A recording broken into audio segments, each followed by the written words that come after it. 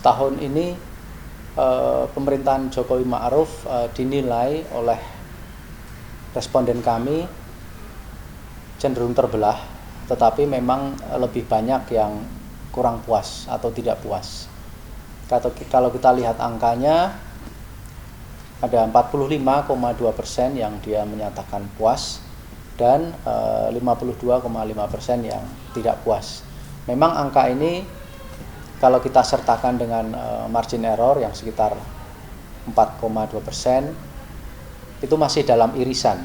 Jadi plus minus masih dalam irisan, tetapi memang tidak bisa kita nafikan bahwa rasa ketidakpuasan itu lebih besar, lebih terlihat, apalagi kalau kita juga melihat per bidang. Itu ketidakpuasan itu lebih konsisten kelihatan. Jadi dari 4 bidang yang kita lihat, politik, hukum, ekonomi, dan kesos, itu memang hanya di bidang kesos saja di mana angka kepuasan itu lebih tinggi. Sementara di 3 bidang yang lainnya ini lebih rendah. Angkanya kurang lebih sama, sekitar juga 40 berbanding dengan 50%.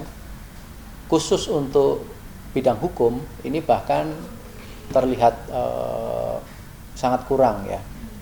Jadi bidang hukum ini hanya dinilai puas oleh sekitar sepertiga responden, sekitar 32% responden. Dan itu menjadi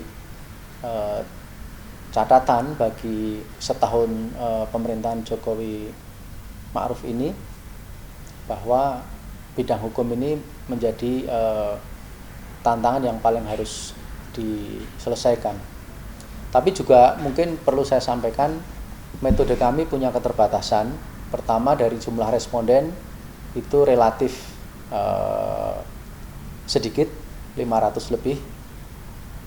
Kemudian juga dari metode yang kami pakai, karena ini juga masa COVID, kita tidak bisa melakukan tatap muka, sehingga biasanya kalau memakai tatap muka dan memakai responden yang ada di perkotaan, di pedesaan, dia mempunyai karakteristik yang agak beda.